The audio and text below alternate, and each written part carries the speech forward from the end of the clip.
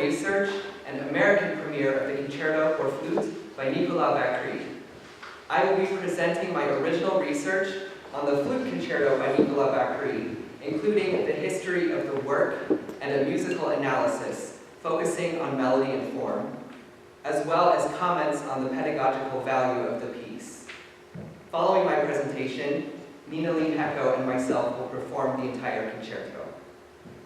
I stumbled across a recording of this piece on Naxos 2 years ago as I was searching for a potential dissertation topic, and I fell in love with the piece.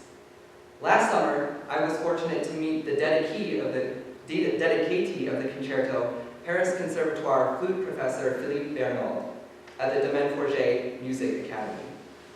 Bernauld helped to put me in touch with Bacri, who informed me that this will be the first performance of this work in its entirety, not only in the United States, but anywhere outside of Europe, as well as the world premiere of the piano reduction. My goal for this lecture recital is to provide insight into a piece of music that has not yet been the topic of any major research study, and to demonstrate that this work is in fact a significant part of the flute repertoire. Nicolas Bacri is likely a name that is unfamiliar to many of you, so I will briefly introduce him before going into detail about his concerto. Bacri is a French composer, born in Paris in 1961. He studied composition at the Paris Conservatoire and received a Premier Prix de Composition in 1983.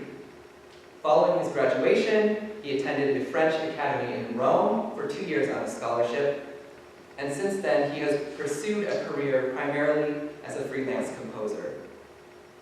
He has been awarded numerous prizes, including the 2006 Grand Prix de la Musique Symphonique from the Society of Authors, Composers, and Editors of Music. He has been prolific, producing nearly 150 works to date in every available genre. Bacri has a particular penchant for concerti, having composed more than 30. And while his name is not widely familiar in the United States, the concert archives on his website demonstrate impressive figures. In the last 15 years alone, his works have been performed at more than 1,000 concerts in more than 30 countries. Critics generally agree that Bacri is among the most important French composers of his generation. A few quotations demonstrate this significance. Dutch composer John Boerslaap states that his music combines a strongly lyrical expressivity with a harmonic idiom that travels from dissonant combinations to triadic tonalities. The compactness of his language and the motivic developments of his materials evokes German influences like early Schoenberg, as his motoric passages link it to music like Shostakovich's. But his feeling for refined coloring underlines his alliance with the French tonal traditions. Obviously, Bacri is the most important French composer since Messiaen and Dutilleux. French musicologist Patrick Chersevich says, among today's composers refusing all avant-garde conformism and extolling a return to tonality, Nicolas Bacri is certainly one of the strongest and most consistent. Bear with me now. Yes, I have one more quote. German conductor Christoph Schloren adds, Bacri has become one of the most important representatives in the world of composition in relation with tradition. Bacri has composed 14 works involving the flute as soloist or chamber music collaborator, but only one full flute concerto. This concerto was commissioned by the French Ministry of Culture and was composed between January 14th and June 29th, 1999. As I already mentioned, this piece is dedicated to Philippe Bernauld, who also gave the world premiere performance. Last summer, I met with Bernauld, as I mentioned, who agreed to send me early sketches of the concerto sent to him by Bacri. In this draft here, this is the very beginning of the first movement, the flute part. And what I want to draw your attention to is the comments that Bacri wrote to Bernold at the top here. So it's in French, but I will translate for you. What Bacri writes to Philippe Bernold is, "What do you think of that?" This would be the beginning.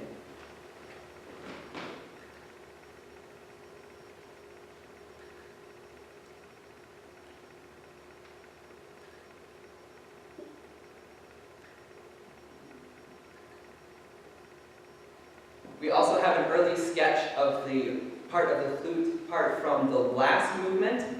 And again, what I want to draw your attention to are Bacri's comments to Bernold that he writes at the top of this draft.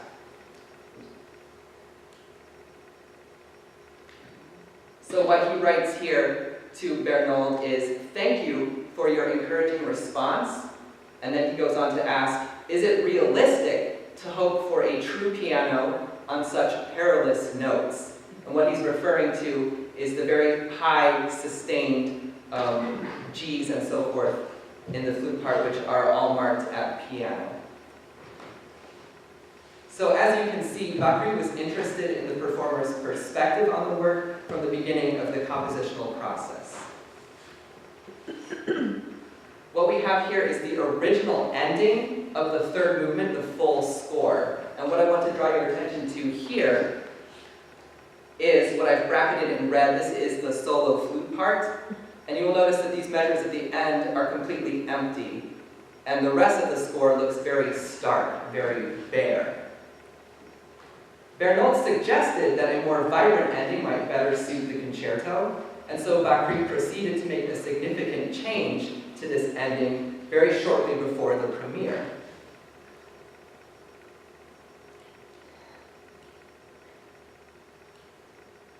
So what we have here is the new ending of the third movement, which Bacri rewrote. So what he writes to Bernold at the top here, he says, "Dear Philippe, here is the end of the concerto, modified how you wished." And so here is a comparison of what I showed you earlier, the original ending of the third movement with the flute lying completely silent in these last few bars versus the revised ending in which the flute has a little bit more virtuosic flair at the very end. The world premiere of the concerto was given by Bernold and l'Orchestre de Cannes, with Philippe Bender conducting in Cannes, France, on January 9, 2000. Since the premiere, this concerto has been performed infrequently.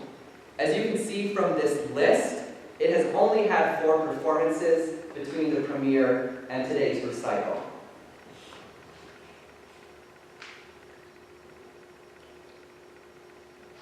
Additionally, this concerto has only been recorded once by flutist Sharon Bazali, and this recording appears on these CDs of both Bacri and Bazali. This list of performances and recordings shows us that the concerto has, until now, remained firmly within the European cultural realm. Analyzing Bacri's music presents a challenge, because it does not adhere to any clearly prescribed model of composition. The composer himself is reticent to give his music a generic label. In his book, Notes étrangères, he states enigmatically, "My music is not neoclassical, it is classical, because it retains from classicism that which is timeless, the rigor of expression. My music is not neo-romantic, it is romantic, because it retains from romanticism that which is timeless, the density of expression. My music is modern, because it retains from modernism that which is timeless, the enlarging of the field of expression. My music is postmodern, because it retains from postmodernism that which is timeless, the mixing of techniques of expression." Critics also are not in agreement on which label to use to describe the style of this concerto. with late Romantic, post-Impressionist, and modern all being ascribed. Critics have also pointed out subtle musical similarities to works of several 20th century composers, including Shostakovich, Britten, Nielsen, Ibert, and Jolivet.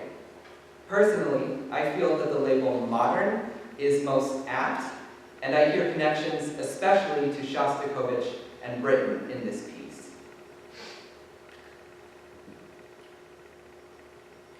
Bacri does not use either tonality or atonality in traditional ways. Lehman points out that, while Bacri may use both free chromaticism and free tonality, approachability is his prime harmonic hallmark. Auerbach observes that the more biting chromatic dissonances appear in the faster and more aggressive patches, while the slower sections tend more to fourths and wide spacing. And I have two examples to demonstrate this. The two examples on this slide are the beginnings of the first and the second movement, which both use very slow tempo markings. And I want to draw your attention to the very wide spacing that he uses in the chords in the piano in both cases. So while these chords are fairly dissonant, the wide spacing and the slower tempo reduces the impact of that dissonance.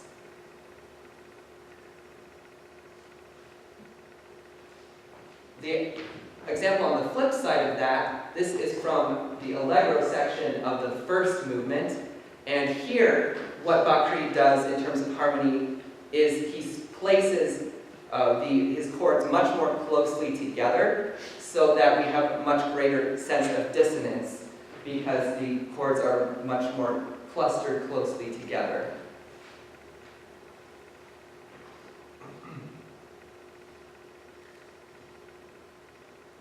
To quote Michael Sedouin, Bacri uses a sentiment tonal, or a sentiment of tonality, rather than a strict tonal system. If we wish to give Bacri's style a specific label, neotonality is the most apt description. Bacri has a tendency to construct melody around the insistent repetition of, or return to a particular pitch, akin to the idea of a tonal center. Additionally, pedal points in the accompaniment frequently act to add stability to the harmonic language of the work. For example, in this instance here, the last 30 measures of the third movement have sustained low C sharps in this accompaniment. In this example, we just see the last 8 measures with sustained low C sharps throughout the bass line of the accompaniment. Finally, Bacri flirts with tonality further through the occasional use of bitonality. For instance, in this example, from the very end of the second movement, we have a clear D-flat major chord in the accompaniment, while the flute floats above, seeming stuck in B-flat major.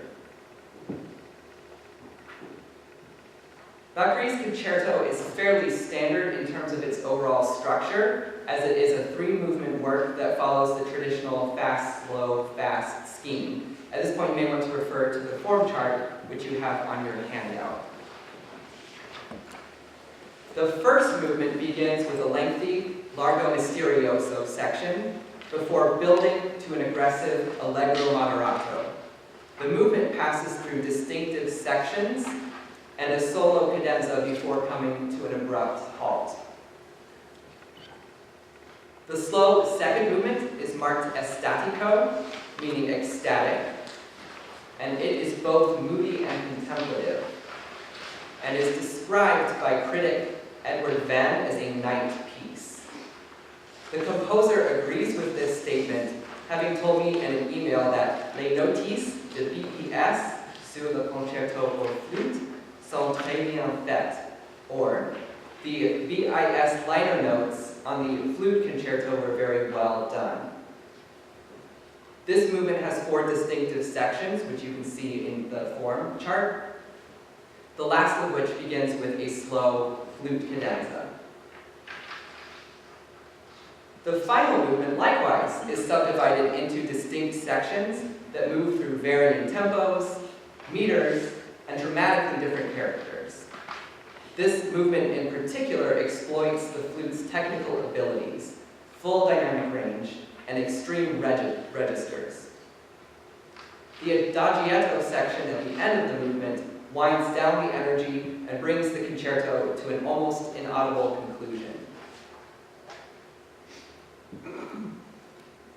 My analysis of this work shows that, like Beethoven's famous Fifth Symphony, Bacri's concerto uses a cyclic form.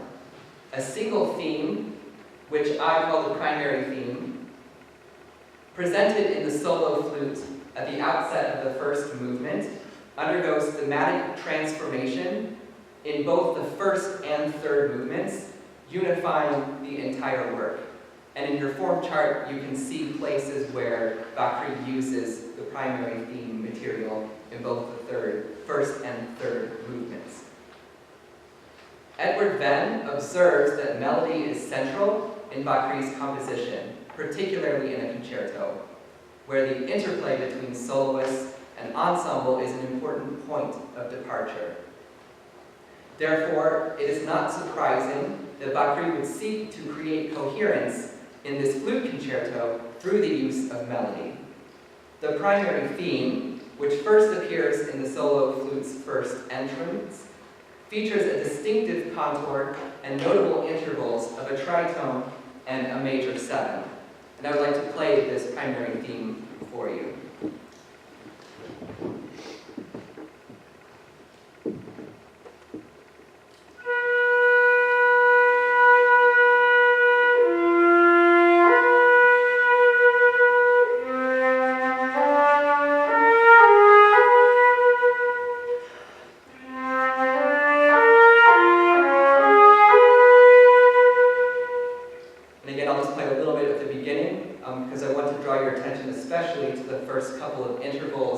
The tritone interval and the major 7.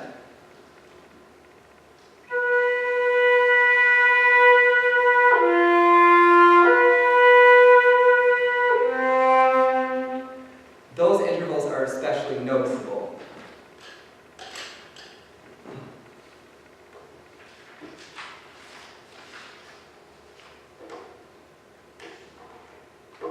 So throughout the rest of the first movement, Bacri varies and transforms this theme, presenting it in diverse guises. By keeping most or all of the melodic intervals the same, but varying in other elements such as rhythm, articulation, and tessitura, Bacri maintains a relationship to this first statement of the melody, even in wildly different contexts. A striking example of thematic transformation occurs at the beginning of the Allegro moderato seen here. What I would like to do now is to play just a little bit of this presentation of the primary theme. And I will play it at a slower tempo so that you can hear more of the connection to the primary theme. At the beginning of the Allegro moderato, the primary theme is presented first in the piano before later being passed off to the flute. So I'll play just a little bit of the right hand of the piano.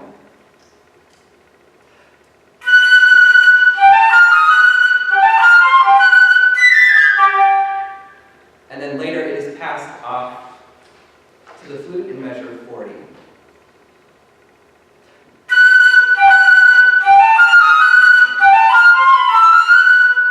So, in particular, we have the interval of a major 7th retained from the primary theme. And that creates a connection to the first statement of the primary theme.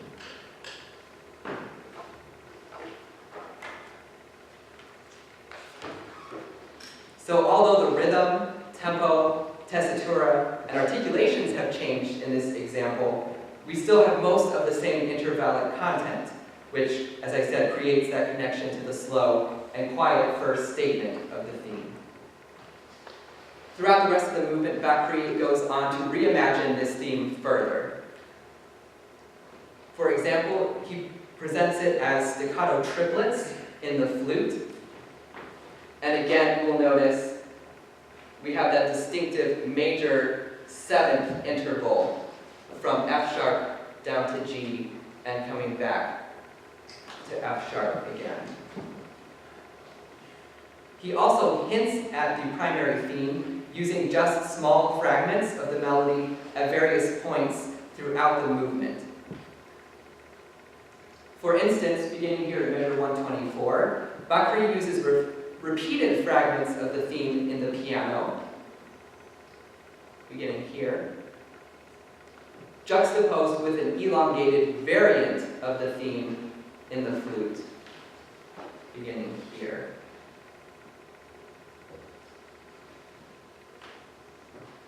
Bacri weaves references to the first movement's primary theme into the third movement at various points, either as fragments, such as this example beginning in measure 99.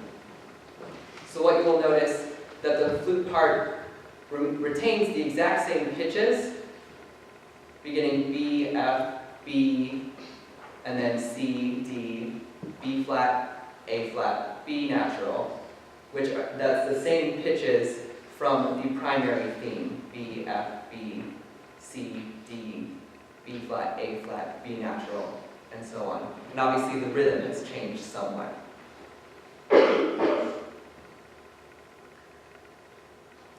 He also presents some elongated forms of the primary theme throughout the third movement. For example, here beginning in measure 64,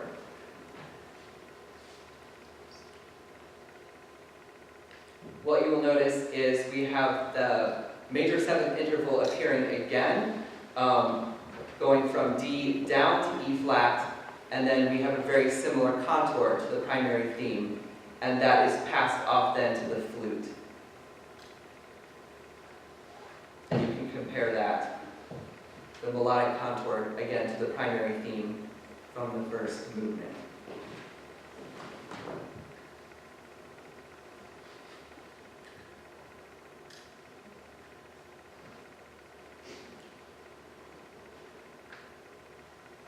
In this example, in measure 105, the elongated version of the primary theme is presented in the flute.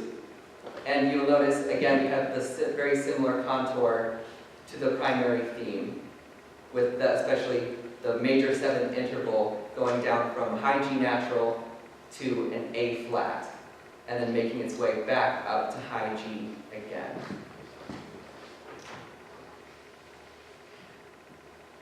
And another example of that, Bacri does more or less the same thing, but he adds a little bit of an elaboration in the middle. So once again, we have the lovely major seventh interval going down, and then coming back up to the high G.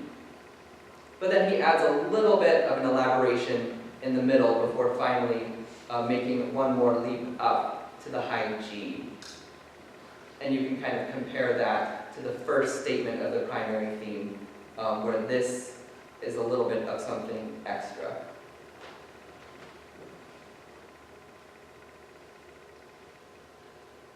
Additionally, the third movement is book-ended with variants of the primary theme.